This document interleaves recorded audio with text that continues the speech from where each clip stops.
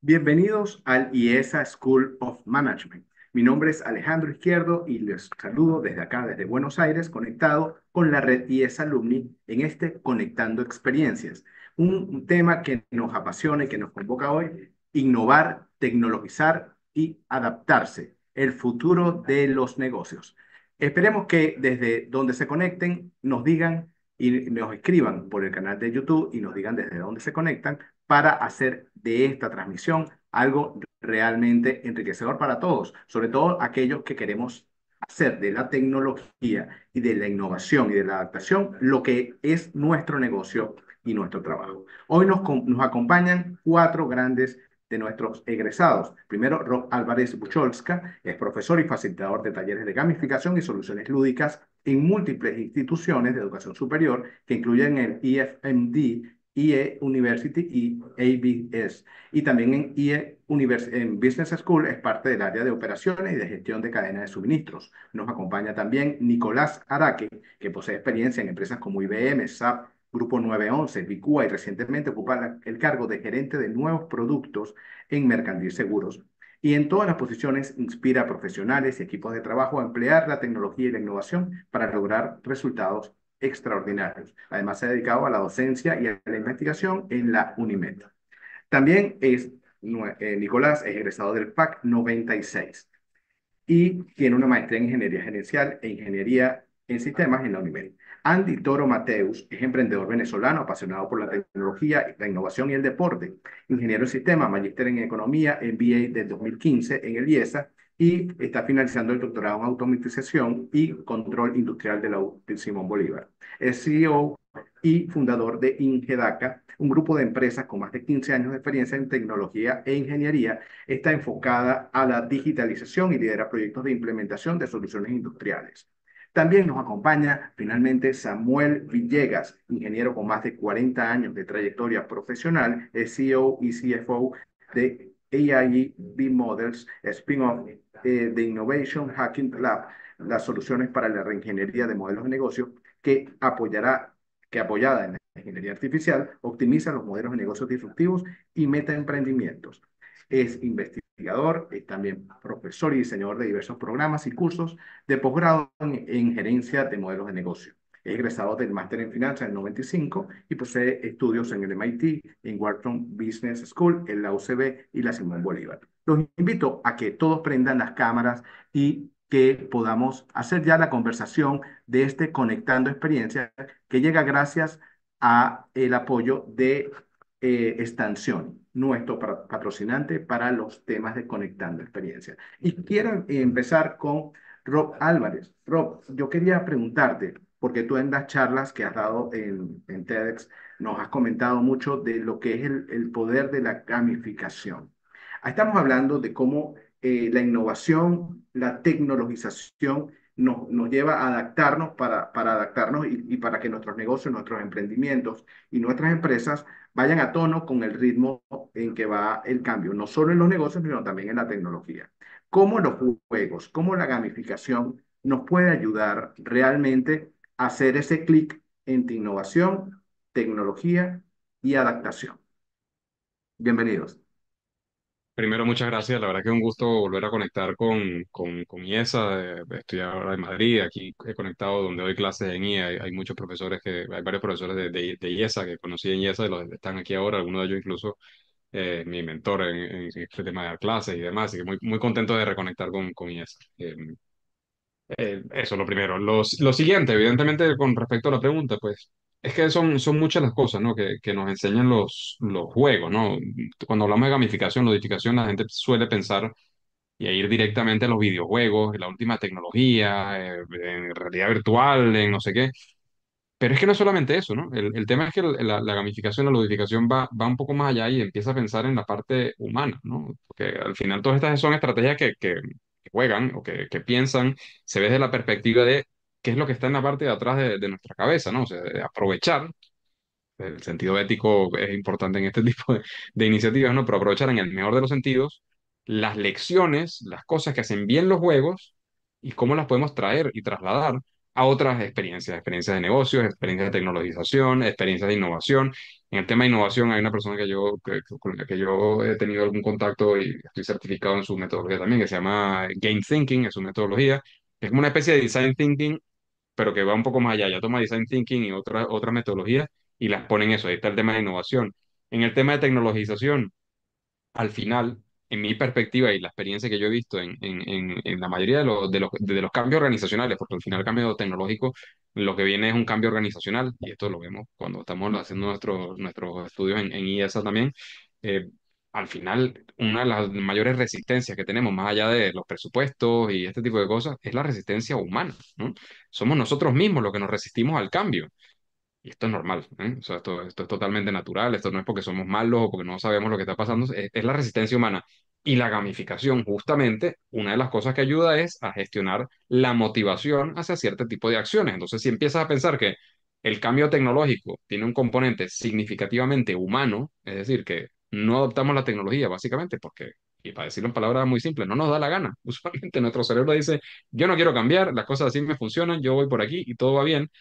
Si lo pensamos desde esa perspectiva, todas esas grandes inversiones en tecnología que muchas veces se hacen, buena parte se pierde porque no hay adopción de la tecnología. Entonces, para conseguir la adopción de la tecnología, la gamificación y las estrategias que han utilizado los juegos vienen muy bien para ayudar a entender esto, porque una vez, y es lo que suele pasar, la tecnología, si la tecnología es buena y está buena para lo que estamos haciendo, una vez que nos damos al proceso y la empezamos a utilizar, nos damos cuenta de sus beneficios y el cerebro baja un poco la defensa y dice, bueno, este cambio como que no va tan mal, ¿no? Entonces, ayudar a bajar esa defensa negativa, en ese sentido, esos mecanismos de defensa que tenemos, la gamificación está ahí para ayudar en este tipo de procesos y muchas otras cosas. Claro, y apuntas algo muy interesante, que obviamente que es la parte humana. Estamos hablando de tecnología, pero estamos hablando de seres humanos que gerencian esa tecnología. Y básicamente, dime un ejemplo en el cual algún cliente haya resuelto algún problema de adopción de nueva tecnología a través de la gamificación. Los clientes, usualmente en nuestra industria es una pena, la verdad, porque nos pasa mucho cuando vas a una conferencia de gamificación, muchas veces son escasos los que hablan abiertamente de ejemplos muy específicos porque nos suelen firmar contratos de confidencialidad muy, muy estrictos, a veces demasiado, que nos hace repensarnos un poquito en temas de la industria, pero eso es otro tema distinto. Pero en el fondo, ¿qué es lo que está sucediendo en estos casos? Lo que sucede es que tú implantas un nuevo sistema y de hecho, bueno, es que de hecho en un taller que hice hace poco con una empresa aquí en España, el problema que les puse a solucionar era justamente ese, ¿no? Tienes un CRM, ¿no? Que sabes que el CRM funciona muy bien, que las estadísticas dicen esto y aquello. El problema es que cuando no funciona es porque la fuerza de ventas dice, a mí mis Excel o mis esto o mis aquello ya me funcionan bien, yo paso, porque esto es un esfuerzo. No, y además seguro dentro de un par de meses esto lo cambian otra vez, yo no voy a perder el tiempo. ¿Cómo solucionar para un problema como ese cuando tú sabes además que la sola utilización de la herramienta es lo que te va a traer unos resultados brutales?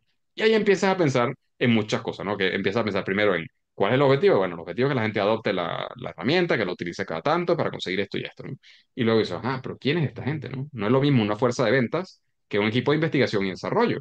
¿Por qué? Porque su mentalidad suele ser distinta. Yo estoy hablando en términos muy, muy generales.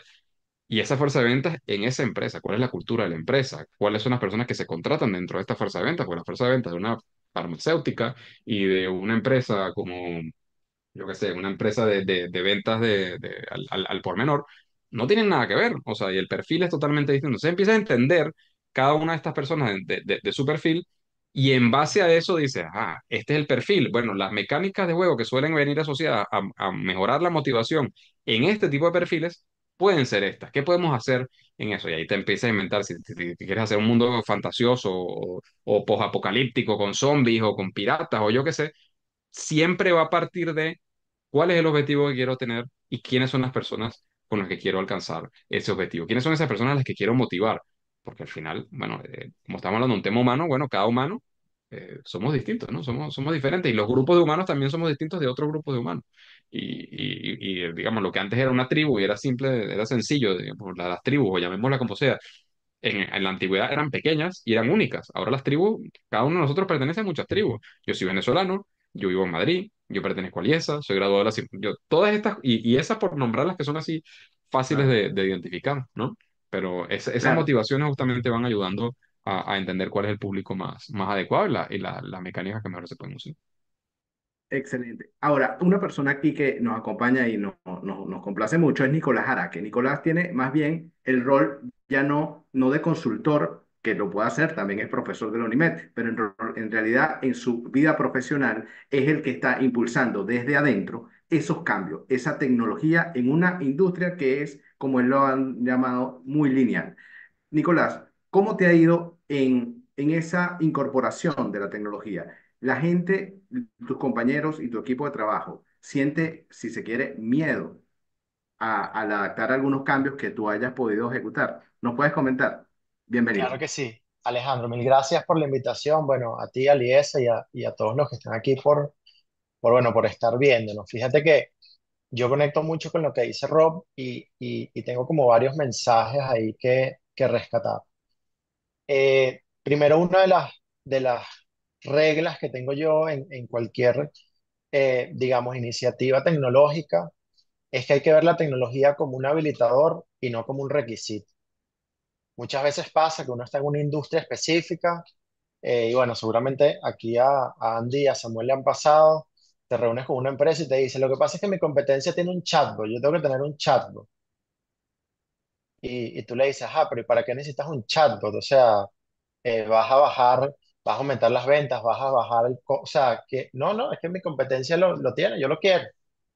Entonces muchas veces vemos la tecnología como un requisito y perdemos de vista al cliente y perdemos de vista que realmente la tecnología y en general la innovación es un habilitador del negocio.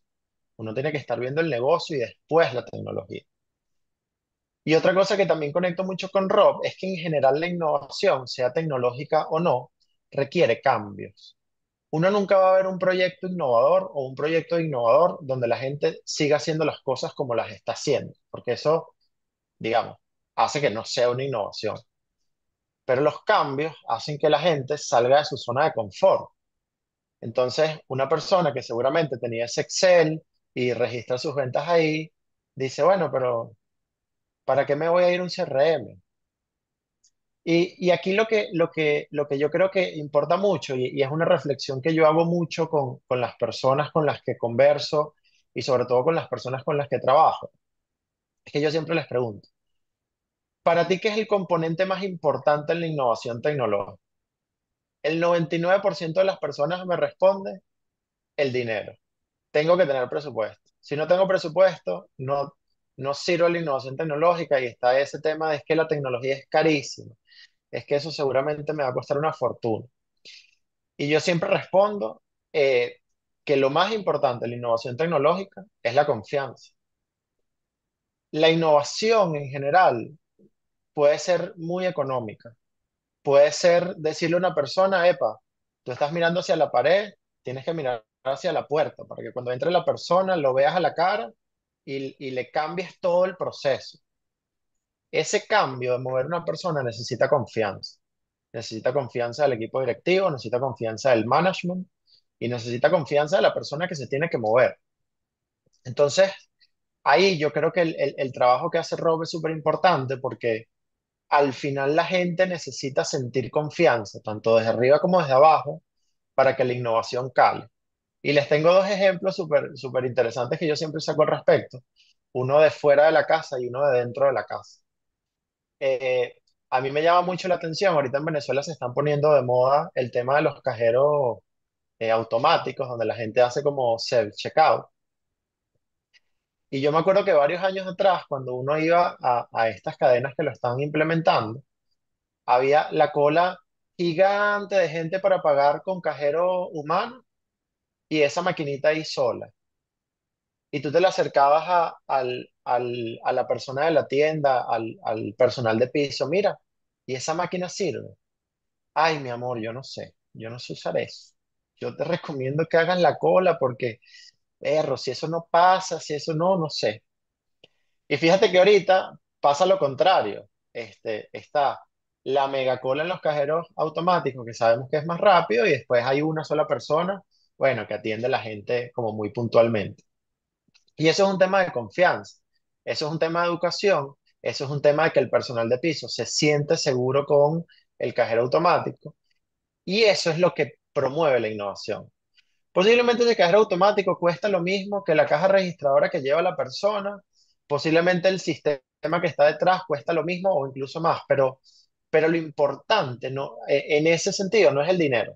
Luego vemos los impactos que va a tener en el negocio, de que puedo atender más gente, de que puedo hacer más cosas, etcétera, etcétera, etcétera. Y el otro ejemplo que tengo que es de la casa, y perdón que me encadene, pero este es súper No. interesante. Eh, Como saben, Mercantil en Línea Personas tiene como un nuevo look and feel para los que tienen Mercantil, pero te da la opción de poder ver la visual vieja. Y el otro día yo conversaba con el VP de tecnología de Mercantil Banco y le decía, Jorge, ¿cuántas personas te piden ir a la visual vieja? ¿Tú tienes esa estadística? Me dice, Nicolás, la visual nueva lleva como un año y medio y todavía el 60% de la gente cuando entra en la página pide ver la anterior, porque ya sabe dónde están las opciones, porque ya saben cómo pedir las cosas. No importa que la nueva sea más fácil, que te pida menos pasos. Nada más el hecho de yo darle la oportunidad de pedir la vieja hace que la gente no quiera salir de la zona de confort. Entonces, bueno, la innovación va mucho de eso, de que la gente salga de la zona de confort y se arme de valor para hacer las cosas distintas y entregue su confianza. Y una de las cosas que también te he escuchado, Nicolás, esta es una repregunta nada más, es que, bueno, todo elemento, todo recurso tecnológico tiene que ser alimentado por alguien. Nada se alimenta tan solitariamente, aunque haya recursos de inteligencia artificial. Entonces, es decir, a todo proceso de tecnología hay que darle información y esa información se la dan los humanos, las personas, los trabajadores. Si tienes un CRM, ¿quién alimenta esa base de datos? Los mismos trabajadores. O sea, no es algo que está etéreo y se está alimentando así como si fuese ha caído del cielo y ni siquiera ha caído del cielo. Entonces, en ese caso, es bien importante que, y te he escuchado hablar en otros foros, donde las herramientas nos pueden ayudar a muchas cosas, pero, por ejemplo, en el área de mercadeo, si vas a testear un producto, al final se lo tienes que dar a probar a alguien y ver cómo reacciona tu público ante ese producto. Puedes hacer todas las modelaciones que sean posibles, pero tiene que haber siempre una interacción con tu cliente. ¿Qué nos Sí, puedes y comentar con eso? sabes que eso es súper interesante. Yo justamente esta semana hablaba en la clase de la Universidad Metropolitana un poco sobre esto.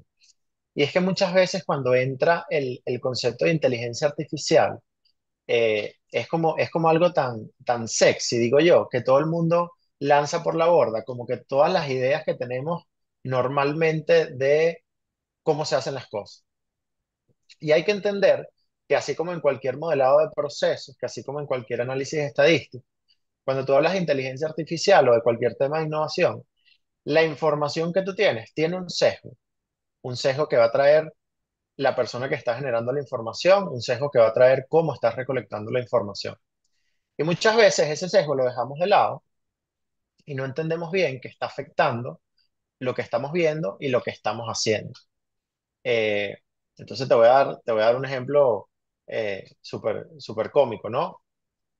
Si tú quieres hacer un modelo de inteligencia artificial que se base en data comercial y tú esa data comercial no la tratas de entender y entender los sesgos, bueno, pues vas a arrastrar, quizás por decirlo de alguna manera, malos comportamientos comerciales, como que, bueno, el comercial da descuentos muy agresivos a final de mes si no está llegando la cuota, como que no carga bien la información, entonces el modelo al final no tiene la capacidad de identificar, ah, mira, si esto es un sesgo humano, esto no es un sesgo humano.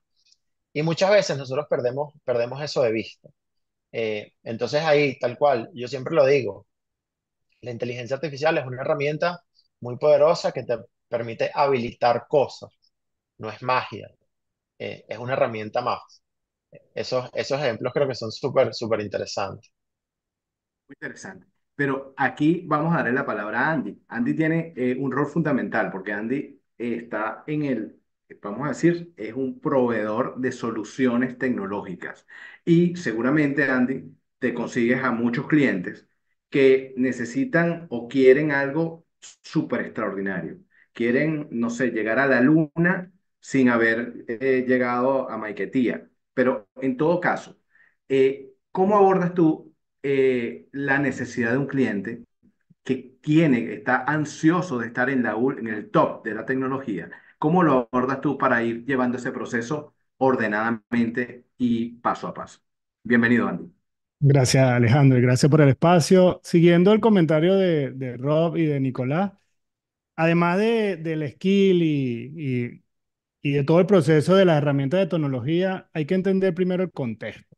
Nosotros pasamos de un país en donde éramos referencia, por ejemplo, en el sector industrial. En la parte buena, teníamos buenas fábricas de vehículos, de petróleo, a pasar a la referencia en la parte mala, donde hubo una destrucción industrial importante, en donde pasamos de construir fábricas a mantener la fábrica, después a sobrevivir, y ahorita estamos en una nueva etapa, ¿no? En esta nueva etapa se estima un crecimiento del 20% anual en muchas de las industrias, que es bastante. Sin embargo, este 20% es relativo porque además tenemos que el primer trimestre del año con industria nos dice que que la producción nacional ha crecido en 16,9% con respecto al año pasado. Entonces, si es necesario una transformación tecnológica que nos acompañe a poder generar esta flexibilidad de poder crecer o decrecer, porque todavía estamos en un ambiente de mucha incertidumbre, y nos pasó, bueno, nosotros tenemos más de 10 años analizando lo que pasa a nivel tecnológico, tanto en lo académico como en empresarial, y nos ha ayudado a tener la capacidad de integrar soluciones y seguirle el paso a estos temas de la tecnología, ¿no? ¿Qué pasaba? Primero que no era factible. Eso que tú nos comentas, Alejandro, donde alguien quiere lanzar cohetes a la luna, siempre la gente pide un producto porque lo está copiando de otro entorno. Entonces, mira, yo estoy viendo que el supermercado en España o el de Chicago que hizo Amazon, él tiene la capacidad de leer los productos en el carrito, no tiene cajeros, etcétera. Si nosotros evaluamos eso en nuestro entorno, hay cosas que no son factibles y hay cosas que no nos podemos permitir. Entonces, hay que evaluar los dos escenarios. Tenemos la ventaja de que el modelo de la tecnología cambió y lo que antes te costaba $100 implementar, ahorita te cuesta aproximadamente $1. O sea, ¿a qué me refiero esto? Que tú antes tenías que comprar una arquitectura bastante importante, tenías que comprar servidores, toda la infraestructura IT, etcétera, para poder, licencia para poder tener tus aplicaciones. Ahorita con todo esto de software como servicio, podemos controlar un proceso al equivalente de una suscripción de Netflix. O sea, si yo tengo un pequeño negocio y yo quiero ver que mi materia prima que tengo en un congelador no se me va a dañar porque se me dañó la nevera en la madrugada, yo eso lo puedo controlar desde mi celular a un súper bajo costo. Entonces, la tecnología está migrando incluso en sectores. O sea, anteriormente, por ejemplo, el sector de fabricación de automóviles cuenta con muchísima tecnología, pero el sector construcción no. Entonces ya se están adoptando migraciones incluso entre sectores y esto es gracias al trabajo colaborativo. Ya podemos integrar el rompecabezas, hacer foco en lo que somos buenos y aprovechar todo este tema de la innovación.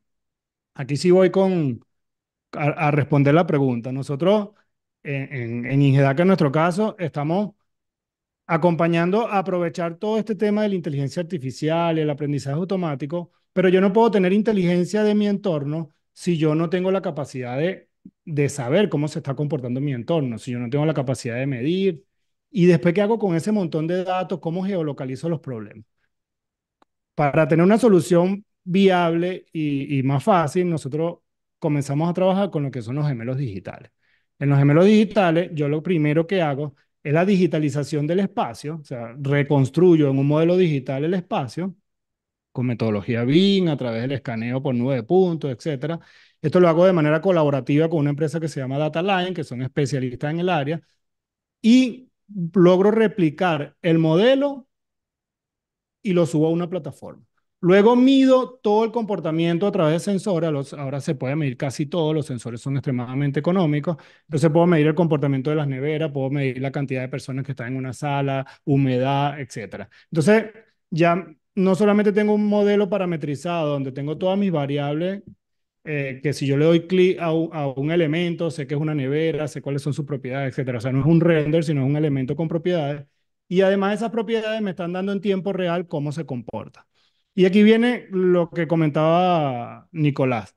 Si yo tengo la capacidad de medir y tengo un montón de datos históricos, entra en juego el aprendizaje automático, en donde yo con esos datos históricos aprendo cómo funciona normalmente en nuestro entorno y si hay alguna desviación, yo puedo a través de un algoritmo mostrar de manera autónoma qué está pasando. Entonces, ¿qué estamos haciendo? Teniendo un entorno inteligente con la agrupación de servicios, trabajando de manera colaborativa. Esto sonaba complicado. Hace 10 años cuando empezamos, el entorno no se lo podía permitir. Así viniera, como me preguntaste, Alejandro, si viniera el dueño de la empresa más grande de alimentos de Venezuela y quisiera contar con esto, era inviable.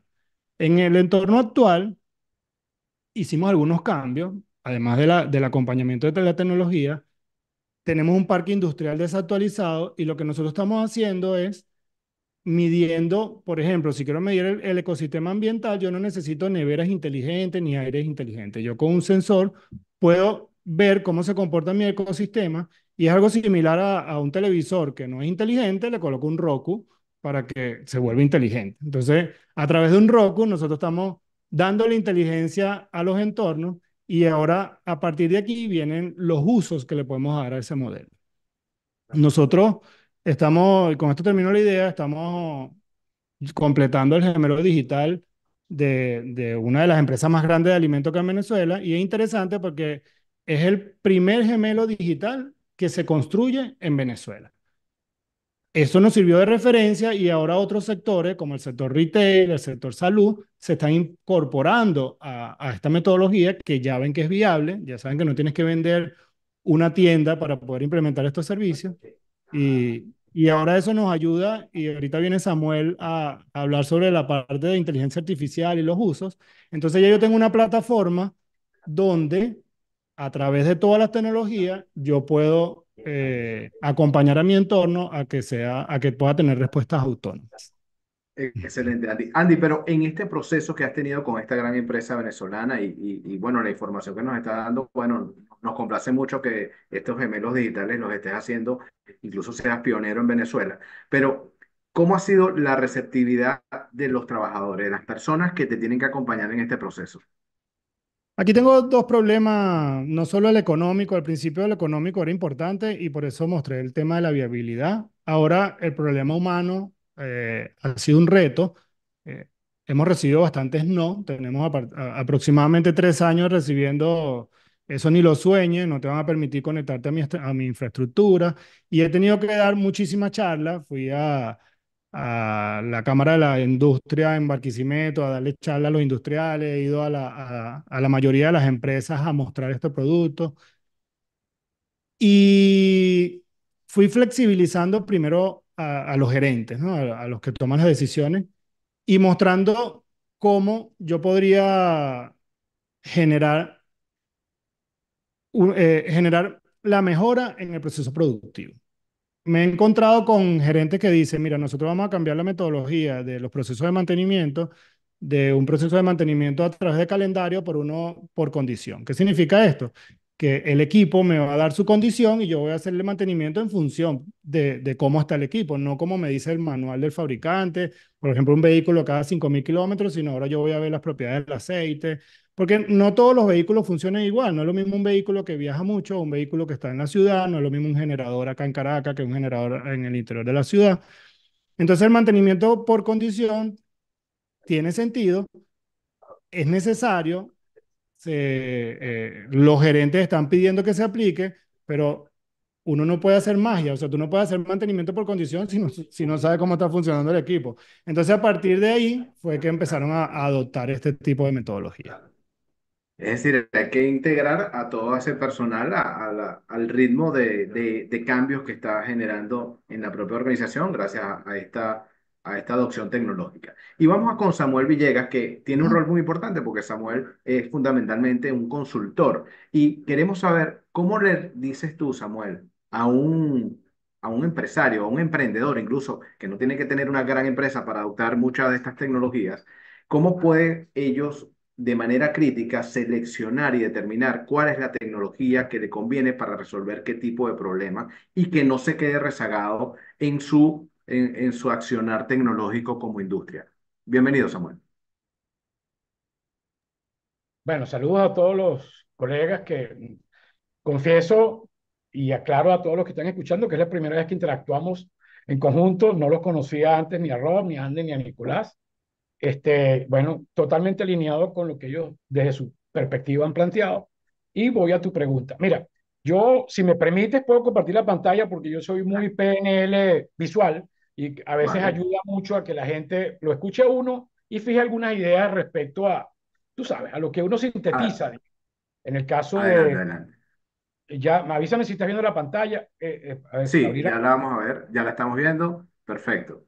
Ah, no, espérate, esto es, Ponla a pantalla completa y listo. oh, disculpa, creo que están leyendo ahí la de calcular el ROI de la inteligencia artificial, que eso es un curso que estoy dando desde hace 2 años y, perdón, que me equivoqué de presentación, disculpa, disculpa. Ok, no te preocupes, tranquilo. Paro aquí porque es que tengo muchas pestañas abiertas, como suele ser el Ok, caso. Casualmente eso que vieron ahorita es algo que piden mucho y es parte de la respuesta a tu pregunta. Déjame aquí, la que correcto. toca es esta, ¿no? No te preocupes. Bueno, Y un a poco, ver, ya la gente se está sumando con las preguntas en YouTube y son las que vamos a dar en la próxima vuelta. ok, avísame cuando esté en la pantalla porque Sí, siempre estamos bien, aquí estamos bien. Perfecto. ok, mira, Ahí ya a vemos que ver, los sesgos se repiten. Esa palabra está por allí. Perfecto, adelante.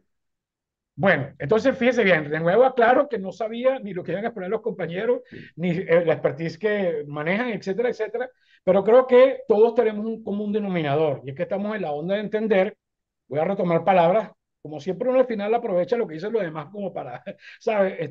Integrar las cosas. Oye, una de las cosas importantes es eso de la palabra lo sexy de la inteligencia artificial que decía Nicolás, o en el caso de la gamificación, esa parte humana que siempre está presente allí y que definitivamente es el determinante de todo al final del día. También recojo de Nicolás el tema de la confianza como un mecanismo efectivamente de plantearse cualquier tipo de cambio, no solo el cambio innovador, que no es la única forma de cambiar, hay cambios transformacionales que no tienen nada que ver con la innovación.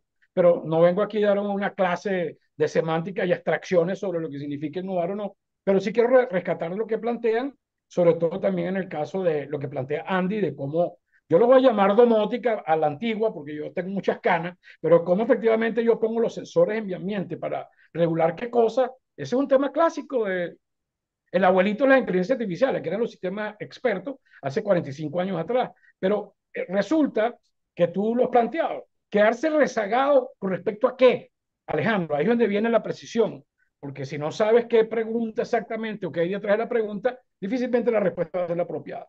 Quedarse rezagado respecto a qué, y ahí viene el tema del FOMO, que es lo que venía yo anunciando, que iba a hablar del miedo de quedarse por fuera, miedo de que uno lo dejen por fuera de la competencia.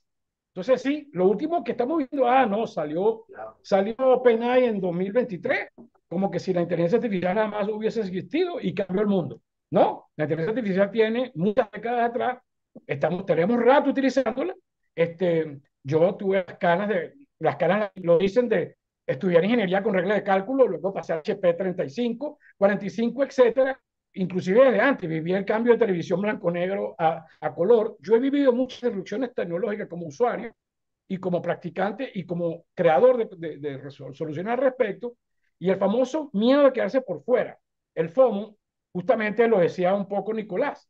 O sea, yo voy a adoptar y voy a poner no voy a poner un chatbot, voy a hablar de un agente inteligente GPT ahora para que responda con una librería, con un adiestramiento, con una no voy a decir digital twin en ese sentido, pero casi con una similitud al respecto a lo que es la humanización, como lo planteaba bien Rod, para que de alguna manera esa persona interactúe, converse y se sienta que no le está respondiendo efectivamente un algoritmo. Entonces, quedarse rezagado aquí, que es el gran tema, es lo peor que puedes hacer en cuanto a decir, ya inclusive, me quedo rezagado respecto a qué. Entonces, bueno, no, por eso es que pongo las láminas. Tienes que entender básicamente, qué es lo que tú realmente, como modelo de negocio actual, estás sufriendo a partir de que tus clientes o usuarios te están diciendo, eso no me sirve, no me funciona, tengo problemas, tu competencia lo hace mejor, bla, bla, bla. Y entonces es donde viene, aprovechando un poco lo que les decía de lo que vamos a utilizar aquí, de pasearse básicamente y rápidamente. En el caso automotriz, tengo varios casos de automotrices recientes adoptando inteligencia artificial, churrería. Tengo varios clientes, ¿verdad? Básicamente que me dicen, bestia, ven acá, dame acá esa inteligencia artificial porque yo voy a votar a la mitad del personal porque ninguno sabe lo que hace. Yo le digo, bueno, ya empezamos mal, ¿no? Porque por ahí no es el tema. Y lo otro es, hablando de lo que decía un poco Andy, hacer el cliente entender que la innovación no tiene una sola arista. Una es la tecnológica, pero realmente la cultural, la organizacional, en el mercadeo, etcétera. Todo el modelo de negocio, cualquiera que tú tomes de los bloques del modelo de negocio, va a estar susceptible a que una mejora, que no es innovación, una transformación, que todavía no es innovación, o una innovación, realmente te haga la diferencia para resolver el problema a alguien de tus clientes o a ti mismo internamente. Entonces ahí es donde viene, y me disculpas el tiempo porque esto es muy limitado y lo entiendo, pero lo que importa aquí es que traté de resumir yo en una laminita para esta, de hecho la voy a mejorar más adelante porque lo hice justamente para esta, tratando de resumir muchas cosas en una sola. Mira, se parte de un cisne negro, un cisne gris, esos eventos impredecibles, de incertidumbre, escenarios buca que te impactan, te mueven el piso. Una competencia nueva, salió inteligencia artificial, empiezan los muñequitos a bailar en TikTok y todo el mundo en Mid Journey, no sé qué, que esto me ahorra dinero. Ya va, momento. No te olvides que eso te cambia realmente la competitividad o no. Y entonces tú revisas las estrategias y te planteas la inteligencia como un elemento, la inteligencia artificial de cambio de tu estrategia.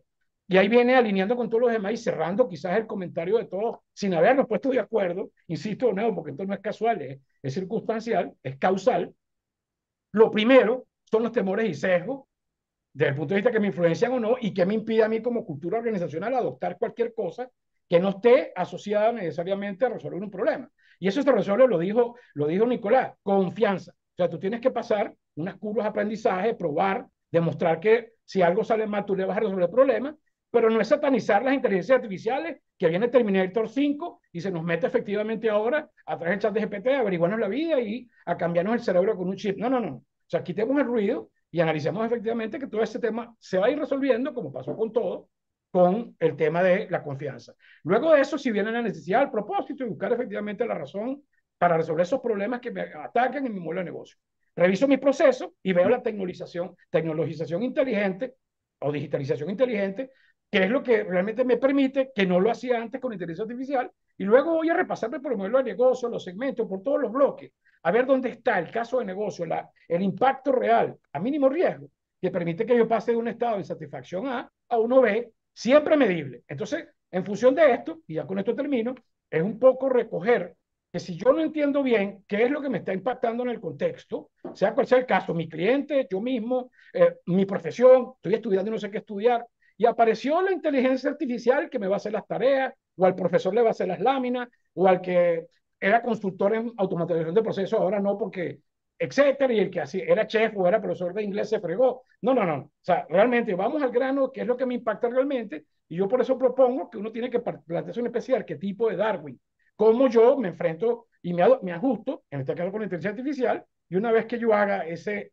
autodiagnóstico darwiniano en mi modelo de negocio, un poquito con la casita que les mostré, es que yo voy a estar preparado para decir, uso o no uso un GPT, uso o no uso un chatbot, o no uso inteligencia artificial. ¿Por qué? ¿Para qué? O sea, agarro ese RM que tengo y le hago una hoja de Excel. Lo que decía un poco Rob, yo tuve muchos casos.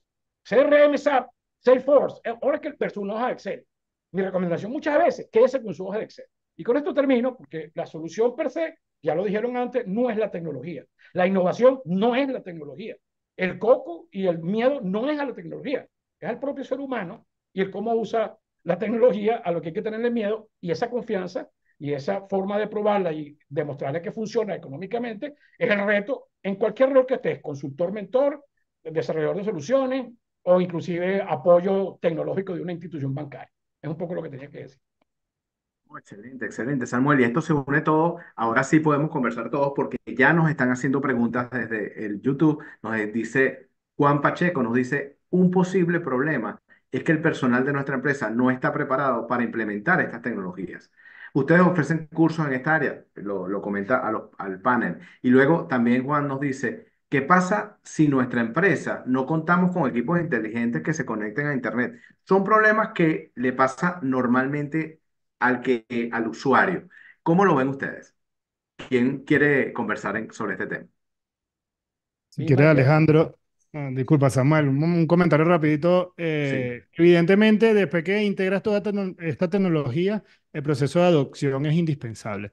Nosotros tuvimos el problema porque no solo es una adopción técnica, también es una adopción estratégica, hay que generar tracción en los líderes y por eso estamos trabajando de manera colaborativa con Humana Consulting, que es una empresa de recursos humanos en donde hay un equipo de psicólogos que nos acompañan para poder potenciar no solo los skills técnicos, sino también todo ese proceso de transformación del cambio. Y aquí es bastante importante lo de Rob, aunque no conozco muy bien, lo voy a investigar, Rob, que cómo está manejando la empresa. Imagínate un modelo donde yo puedo experimentar, pueda equivocarme barato, porque ese es el problema, que cuando adoptamos estas tecnologías, sobre todo en los procesos industriales que yo estoy manejando, son procesos críticos. Yo no me puedo permitir parar la producción, dañar la materia prima. Entonces, si lo complementamos en un ecosistema digital que pueda simular y además agreguemos algunas de las metodologías que está utilizando Rod, nos permite un aprendizaje dinámico y más rápido. Humana Consulting nos está ayudando a todo lo que es el entrenamiento asíncrono, donde estamos haciendo videos y cosas para que lo puedas ver, no sea un curso formal, sino puedas tener espacios de tiempo donde puedas repetir el video varias veces en tus horas libres y potenciar esos skills. Tengo un ejemplo rapidito que es bastante práctico. Imaginemos esto, que es un caso real.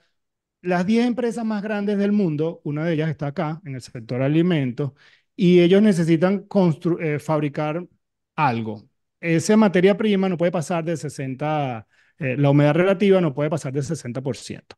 Hay una persona a mano que va cada ciertas horas a anotar la humedad relativa de esa sala en un medidor que está en una pared. Por supuesto que a esa persona le queda poco en su trabajo. O sea, es inminente. O sea, que la inteligencia artificial evidentemente nos pone en riesgo trabajos como ese. Esa persona tiene dos opciones: entrenarse o buscar otro trabajo, porque la empresa como tal no necesariamente va a prepararte. Entonces, hay un acompañamiento como estrategia de la tecnología que se está implementando, pero también nosotros como trabajadores tenemos que tratar de seguirle el paso a la tecnología para irnos preparando por nuestra cuenta. Y si la empresa no está dispuesta a entrenarnos para yo no tener que llenar a mano esa tabla y qué otras opciones hay, incluso nosotros mismos proponerla, vamos a quedar sin trabajo. Sí, y sabes ahí, Alejandro, Sí, que Nicolás, me, adelante. me interesa, me llama mucho la atención porque hablando con el tema de la confianza y cómo estos proyectos innovadores sacan a las personas de su zona de confort, eh, tal como dice Andy, este tema del entrenamiento es el típico punto que sacan cuando no tienen confianza. Uno presenta un proyecto y esa es la primera pregunta. Imagínate, pero yo no sé inteligencia artificial, entonces, oye, no lo veo como tan claro. Y la verdad es que estos proyectos innovadores también hay que verlos en un modo tipo emprendimiento. Uno va de lo pequeño a lo grande y vas mejorando. No siempre vas a tener a todo el personal entrenado hasta el último detalle de la tecnología, pero cada quien tiene que entender cómo él aporta en el proceso. Eso posiblemente lleve un entrenamiento o no, o capaz lleve una capacitación. Eh, Fíjate que nosotros este año implementamos en Mercantil Seguros al asistente virtual Merce, y la verdad es que la capacitación que hicimos para el equipo de centro de contacto, más allá de explicarle en grandes rasgos lo que es la inteligencia artificial, lo que es un asistente virtual, es cómo tú lo que ya estás haciendo lo vas a seguir haciendo, pero soportado y mejorado por una tecnología que te va a permitir contestar más rápido, contestar mejor y hacer que la persona se sienta mejor. Entonces, muchas veces esa pregunta es válida, pero viene desde la desconfianza del proyecto. Y eso hay que evaluarlo muy bien. Claro. Y bueno, le voy a pedir a Samuel si nos puede dejar de compartir la pantalla, que hiciste algo ahí que nos dejaste solo viendo tu pantalla. Pero en todo caso, muy interesante lo que están diciendo y voy a enlazarlo con otra pregunta porque quisiera saber, por ejemplo, en el caso de Rob Álvarez, eh, ¿qué ¿qué ejemplo puedes darnos de cómo esta gamificación nos apoya, por ejemplo, a crear una mejor experiencia para el cliente? Porque al final de todo esto se trata de que todos estos cambios tecnológicos generan más negocio, generan, si se quiere, por ejemplo, en el caso de la experiencia del cliente, generan mejor experiencia del cliente y generan mejores resultados. Entonces, a veces se ve como algo separado. Vamos con la tecnología y vamos con el resultado del negocio, pero yo creo que una de las cosas integradoras de todos estos esfuerzos es en el área donde tú trabajas, que es la gamificación. Adelante.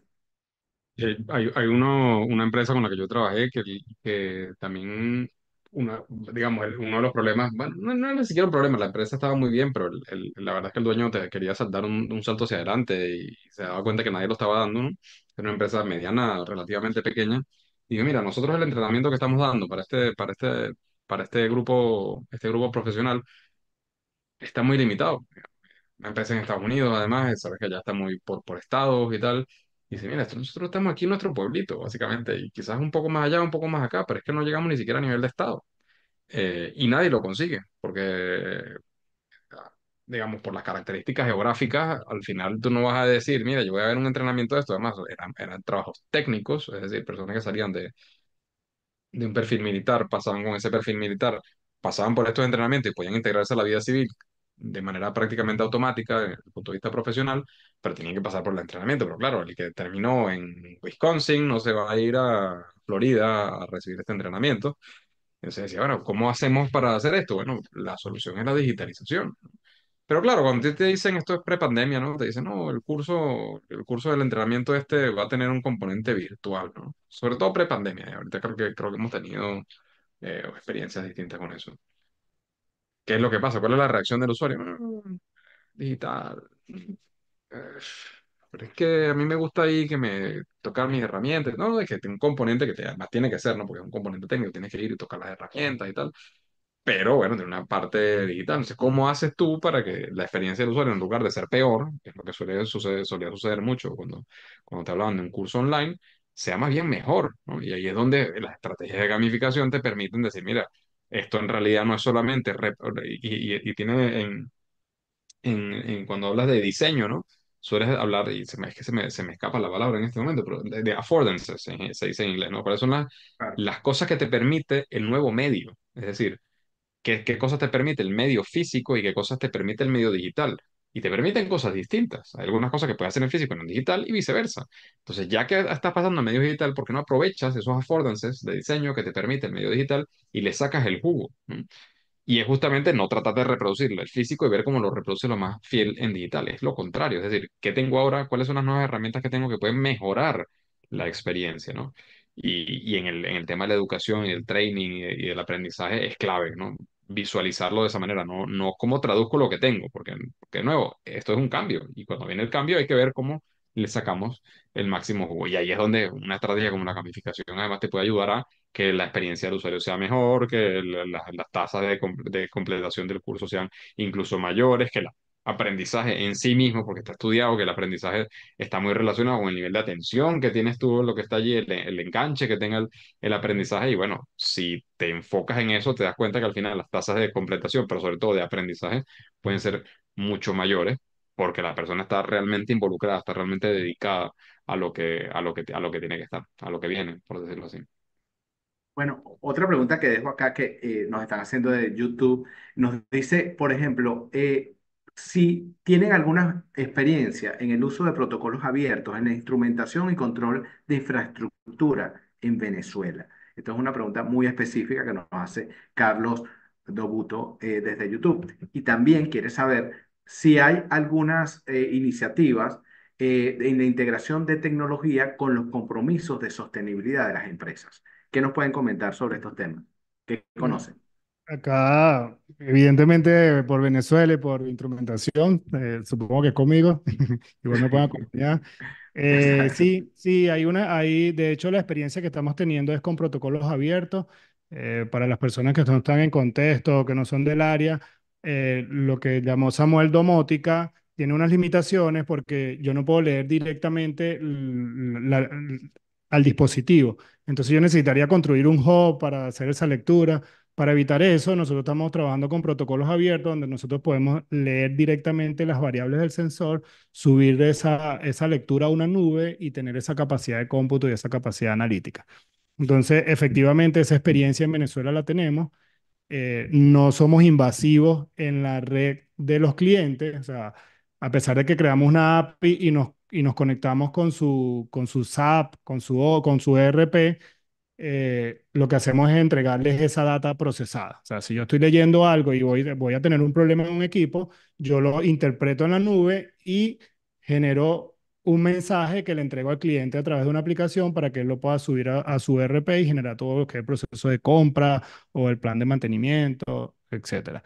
Para eso, contestando la pregunta de Juan, no necesito el sistema inteligente. Yo puedo, como comenté antes, a través de un Roku, leer variables como por ejemplo un motor lee la vibración y el motor se comporta de una manera y cuando él se va a dañar, él vibra distinto cuando tiene problemas de viscosidad. Entonces, al yo saber que me varía la vibración, ya saber que tengo que atender ese equipo. Y qué Una, último, discúlpame Alejandro, porque quiero comentar algo con Rob. O además del gamer, estos entornos también son importantes. Nosotros como ingenieros, como egresados del IESA, se nos hace fácil participar en estos entornos porque es nuestra vida diaria. Pero a las personas como Juan o que me hizo la pregunta del entrenamiento, es importante involucrarse en estos entornos. Yo estoy descubriendo lo que está haciendo Rob de gamer, estoy descubriendo lo que está haciendo Luis y Samuel y ustedes están descubriendo lo que yo estoy haciendo y eso es posible por participar en estos espacios. Nosotros creamos hace poco un podcast que se llama Telescopia, estamos arrancando, hoy vamos a publicar nuestro segundo capítulo y nos da ese vocabulario. No necesitas ser un experto en tecnología, pero de tanto participar en el ecosistema vas entendiendo cosas. Y disculpa que me encadené un perfecto. poquito. No, no, muy bien. Y lo otro que veo es que hay un componente de seguridad en todo esto. En las grandes empresas, por ejemplo, Nicolás, ¿cómo ha sido tu relación con el equipo de seguridad de la información, de informática? ¿Cómo han entendido que alguna de las cosas que tienes que implementar, incluso que tienes que probar, que no es ni siquiera implementable, sino que estás probando, no atentan contra el riesgo de la seguridad de la información? Mira, tal cual somos, como se dice en inglés, frenemies. O sea, somos los mejores amigos, a veces nos amamos, a veces nos odiamos. Eh, yo creo que los equipos de seguridad, bueno, sobre todo en mercantil y en mercantil seguros, han entendido que el mundo cambió. Eh, yo tenía un profesor en la universidad que decía que no hay, a ver, no hay computadora más segura que una computadora apagada, pero la computadora apagada no genera negocio. Eh, entonces, generalmente los equipos de seguridad jalan hacia apagar la computadora. Y eso es un chip que hay que cambiar. Hay que, los equipos de seguridad están cambiando hacia, yo no te jalo a que tú apagues la computadora, no te jalo a que no hagas cosas, no te jalo a que no lo intentes. Te ayudo y te acompaño a identificar los riesgos y a mitigarlos. A nosotros nos ha pasado mucho que tenemos conversaciones donde ellos identifican riesgos y es como, bueno, chévere, el riesgo está identificado. Yo como negocio quiero tomarlo. ¿Cómo caminas conmigo para que todos los días veamos si pasó algo? ¿Cómo caminas conmigo para mitigarlo? ¿Cómo caminas conmigo para entenderlo? Y eso es súper importante en la innovación y no solamente en la innovación, sino en las metodologías ágiles. donde yo voy a sacar cosas con valor incremental, rápido, donde no, en los equipos de seguridad de la información no se pueden involucrar al final, sino que se tienen que involucrar al principio, donde no puede ser simplemente un equipo burocrático que te pase un checklist y tal cual si sacas más de tres sales y si sacas menos de tres no sales. Eh, hay que empezar a jugar más en equipo, menos como silos, y creo que nosotros lo hemos logrado muy bien. Y es entender, bueno, si hay un riesgo, ¿cómo lo mitigamos? ¿Cómo lo entendemos? ¿Es un showstopper? ¿Podemos salir? ¿No podemos salir? Si podemos salir, pues vamos con todo y aprendemos en la calle. Excelente. ¿Cómo podemos darle alguna recomendación, sobre todo a los que toman decisiones y no son tan tecnológicos y que están en industrias totalmente y aparentemente, vamos a decir, planas? No hay ninguna industria plana, pero en todo caso lo hago como una caricatura, como para representar. ¿Cómo le podemos dar, vamos a decir, esa confianza y cómo motivarlos a implementar estos procesos tecnológicos? Adelante, Samuel, si quieres. Adelante. Yo tengo la mala costumbre de pedir permiso antes de arrancar para no interrumpir porque a mí me desconcentra a veces y bueno, trato de que no ocurra. Mira, muy simple, primero no hay una fórmula única, universal y que le funcione a todo el mundo. Pero integrando un poco desde la pregunta de el entrenamiento y en qué, o la educación, que no es lo mismo entrenar que educar, un poco lo que decía Nicolás y el tema también que tiene que ver con lo que planteaba Andy, típico que un desarrollador, un proveedor de soluciones, una marca tecnológica, cuando tú la adoptas y la asumes, te va a entrenar en la herramienta. Y obviamente vas a ser instrumentalmente un experto en la herramienta. Pero lo que tienes que saber al respecto de la cultura organizacional, el cambio organizacional, el modelo de negocio, cómo funciona internamente, inclusive el tema de manejo de la gerencia emocional, bla, bla, bla, bla, bla, son las principales razones por las cuales fracasan tanto los emprendimientos, las transformaciones digitales o las adopciones tecnológicas. Entonces, cuidado con esto y confundir el entrenamiento. Ya yo llevo casi 900, en el año y medio se ha disparado la demanda de cursos, obviamente de tecnologías digitales e inteligencia artificial, y la gran pregunta siempre es, ¿cuál es la inteligencia artificial que me ha resuelto mi problema? Ah, BART, Gemini ahora, Copilot, qué sé yo, Llama, Mistral, o sea, ya va, perdón, yo siempre le digo a la gente, pero mira, ese no es el problema. El problema es para qué lo vas a utilizar. Y el para qué lo vas a utilizar tiene que ver con realmente, como lo dije antes, entender qué es lo que tú estás haciendo en tu modelo de negocio y qué es lo que tus clientes o usuarios internos quieren o no quieren. Entonces, cuando tú te enfrentas al cliente, un poco lo que decía Andy, de lo que me ocurre a mí, el fracaso típico y tradicional de cualquier adopción tecnológica no es el entrenamiento ni la herramienta y ni el uso de la herramienta. Es la cultura organizacional que no está alineada, no se comprende, no se sabe y estás utilizando, o sea, un martillo, digamos, ¿sabes? Para hacer café. Estoy exagerando, pero compraste el martillo y no te... ¿Para qué es que yo voy a utilizar el martillo? Entonces, enlazando una cosa con la otra, recomendación.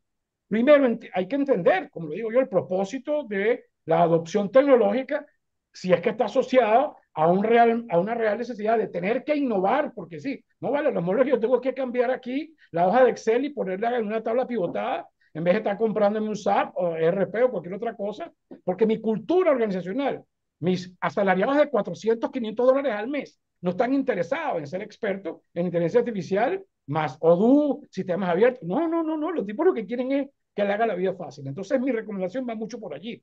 En los cursos que yo he dado últimamente, en la Católica, etcétera, etcétera, etcétera, ese es como que el clamor. O sea, una vez que, wow, te baja el miedo con la confianza de que esto no es un coco y lo puedes utilizar, digamos, con mucho cuidado y respeto, no con miedo, porque obviamente todo el tema detrás de la inteligencia artificial, esto no alcanzamos el tiempo para conversarlo, eso sería otra cosa, pero básicamente es, digamos, un tema de ir probando y experimentando, lo que de paso va cambiando y va cambiando muy radicalmente cada mes. Lo que yo diga hoy y diga dentro de un mes no es lo mismo que va a decir dentro de 2 meses porque me va a cambiar el tema tecnológico muy rápidamente. Entonces la recomendación es, vayan a la raíz del tema, vayan a la causa raíz de qué es lo que está motivando que ustedes busquen un cambio, una mejora, una transformación o una innovación radical y que la tecnología sea el habilitador.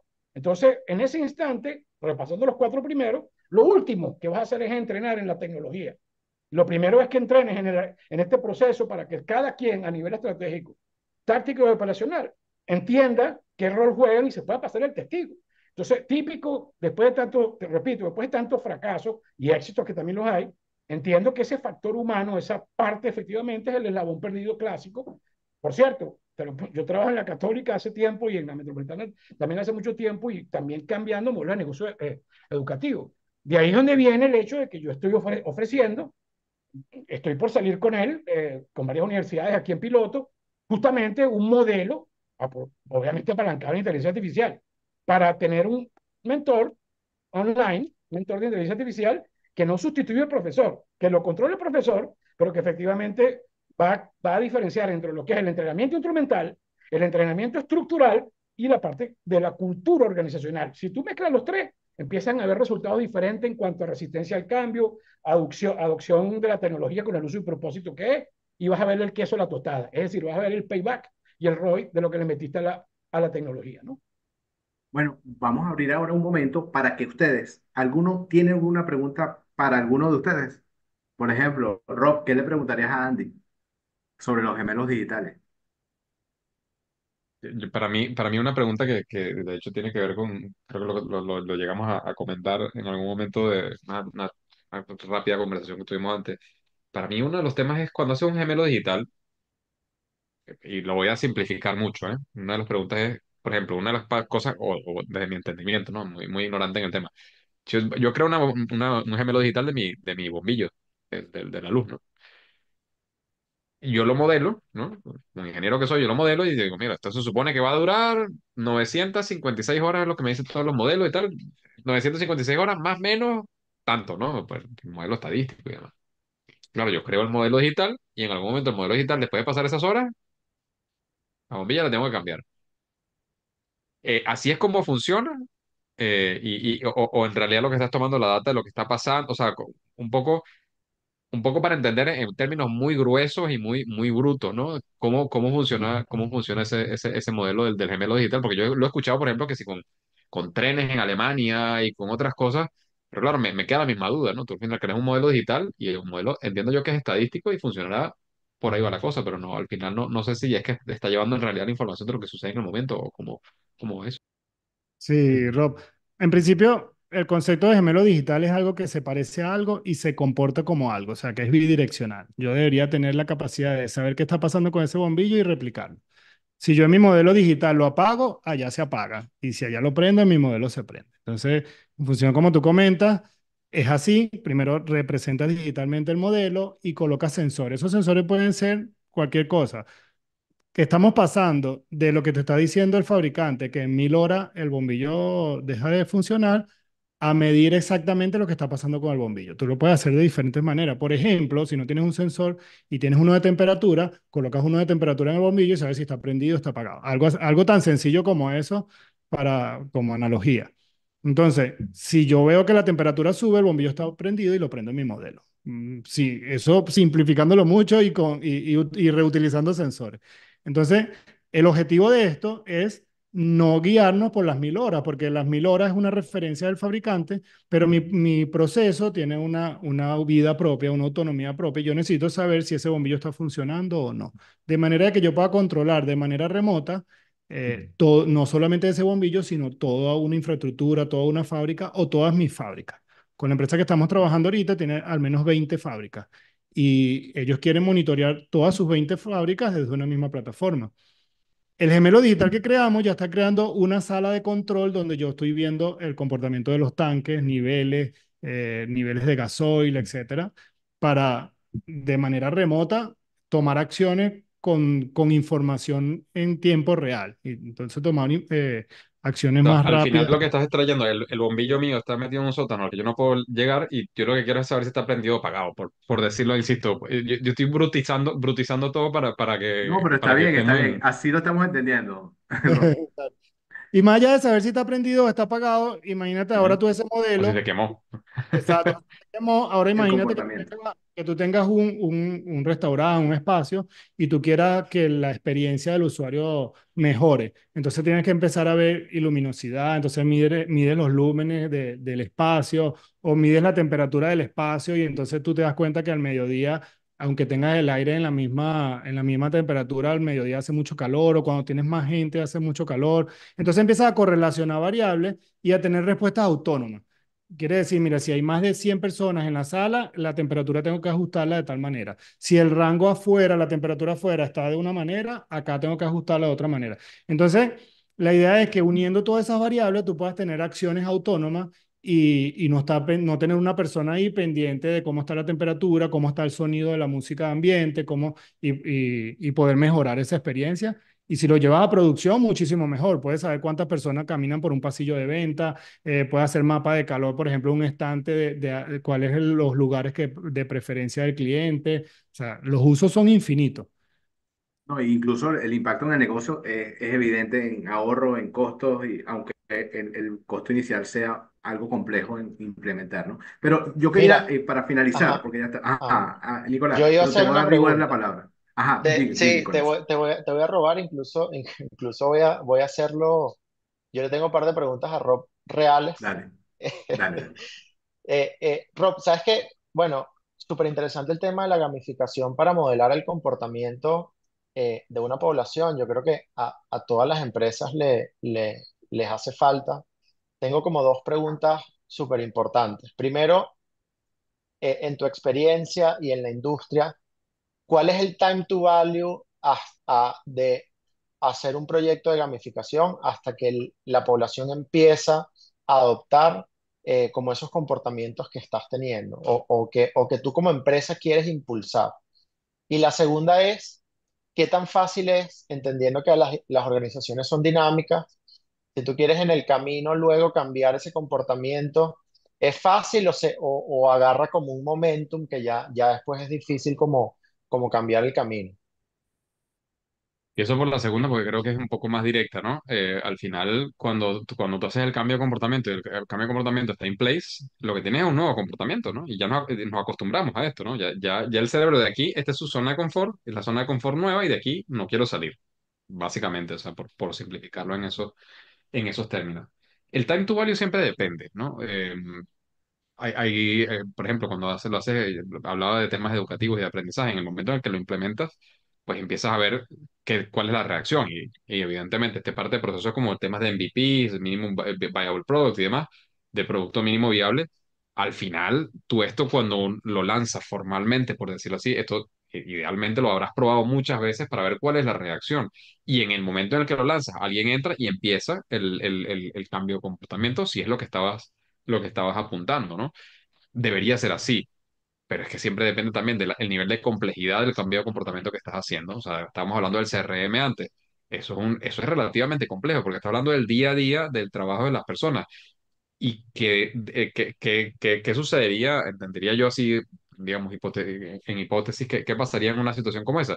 Lo primero es que la persona de ventas lo primero que va a hacer es decir, bueno, vamos a probar, pero yo no voy a soltar mi Excel, ¿no? Porque imagínate que mañana pierdo mi Excel o no sé qué. Entonces, claro, lo está poniendo a trabajar el doble, entre comillas, no a trabajar el doble, pero en este tema está trabajando un poco doble. ¿Cuánto tiempo va a pasar hasta que agarre confianza? Va a depender un poco del sistema, de qué es lo que esté pasando, de cómo se implementa. O sea, como que lo que quiero decir aquí es que hay muchas variables y que los humanos somos muy complejos. Entonces depende de cultura organizacional, de cuál es el problema que está solucionando, de cuál es la solución al problema. Porque la solución al problema, uno de los problemas es que la gente lo implemente, pero la otra solución es el CRM en sí mismo, en este caso, ¿no? Entonces, como que hay muchos componentes allí. Yo no, sinceramente, no me atrevería a decirte el time to value es tanto porque depende muy concretamente de qué es lo que estés haciendo. Una app bancaria, ¿no? Que estamos hablando de bancos. Hay apps bancarias que han empezado a meterse en temas de gamificación y es casi de inmediato que ven algunos de los resultados. Cambio en el comportamiento financiero y de ahorro. Bueno, ustedes sabrán en el banco seguramente mejor que yo cuánto tarda una persona en cambiar hábitos financieros, ¿no? Tiene su proceso, lo que ayude a la gamificación a que de hecho suceda, porque a veces que dicen, no, el cambio financiero, el cambio del modelo financiero mental, no sé qué, queremos llegar aquí. Eso tomaría más o menos tanto tiempo una vez que alguien asume que lo va a hacer. Y ahora, ¿cómo conseguimos que de hecho lo haga, ¿no? No es un autómata que se mete, que le metes una instrucción y empieza a ejecutar. Ahí es donde creo que yo que está gran parte del meollo del asunto Oye, que me ha gustado resuelve la mucho. modificación. Muy buena esta conversación. Me gustaría que cada uno dejara su punto de contacto porque la gente en YouTube nos está pidiendo saber cómo seguirlos, cómo seguir estos temas e incluso cómo ustedes hacen para estar actualizados sin estar, o sea, están sumergidos en Gemelo, pero quieres estar en gamificación. Estás sumergido en una implantación tecnológica en el seguro, pero quieres trabajar algo de experiencia cliente. ¿Pueden dejarnos sus contactos o un punto de contacto? Roberto, si Bueno, si quieres. quieres, Adelante, Andy. empezamos por Samuel. orden inverso, que Dale. empiece Samuel esta vez, que empecé yo la Samuel, vez anterior. dale. Samuel, ¿por dónde te contactamos? Ahí te lo anoté en el chat. Samuel Villegas, Ok, ivmodel.com, es el email. perfecto. Y en Instagram, pues que suelo proponer algunas cosas que después las paso por LinkedIn, es el arroba Samuel Villegas 369. Adelante, pues Nicolás sería. Mira, a mí me pueden conseguir por Instagram como Nicolás Raya abajo Araque. Bueno, creo que en todas las publicaciones que hicimos del evento Sí. está. Y bueno, por ahí me escriben cualquier cosa. Yo siempre publico por ahí cosas de mis chamos en la universidad, cosas que estoy haciendo yo. Entonces, creo que está bien chévere. Andy, cuéntame. Bueno, en mi caso pueden visitar la página ingedaca.com. En Ingedaca tienen acceso al blog, al podcast que acabamos de crear que se llama Telescopia. Están todas las redes sociales. En Instagram estamos como @Ingedaca. Y desde el Instagram pueden acceder a mis contactos también. De igual manera, mi correo es andy.mateus@ingedaca.com. Y a la orden siempre. Buenísimo, buenísimo. Y bueno, ahora sí, Rob. Genial. Yo, bueno, por LinkedIn me puedo conseguir, es una de las maneras donde más entro y creo que ahí fue una de las principales promociones para el evento. Instagram lo uso bastante menos, así que me pueden contactar por ahí, pero igual me tardo un poco más. Y tengo un recurso gratuito para el que quiera meterse un poquito en el tema de la gamificación. Está en inglés, que mi trabajo es casi todo en inglés y este también, en professorgame.com sí, Free Gamification Course. Es una miniserie de podcast. Uno de mis recursos principales es un podcast que tiene ya unos cuantos años. Y este es en método podcast, son 3, 4 episodios cortitos para hacer alguna cosa y tocar algo en el tema de la gamificación. Excelente. Muy, muy bueno, muy complacidos, de verdad, muy, muy contentos por este episodio de Conectando Experiencias, de que nos conectamos, de que vimos cómo hacer tecnología y que la tecnología no necesariamente siempre va a ayudarnos a gestionar, pero la gerencia es una capacidad humana. Eso es lo muy importante. La gerencia está en manos de nosotros. Las herramientas nos ayudan a gerenciar. Bueno, muchísimas gracias. Le damos más cordial agradecimiento a Stanzioni por patrocinarnos y nos vemos en un próximo.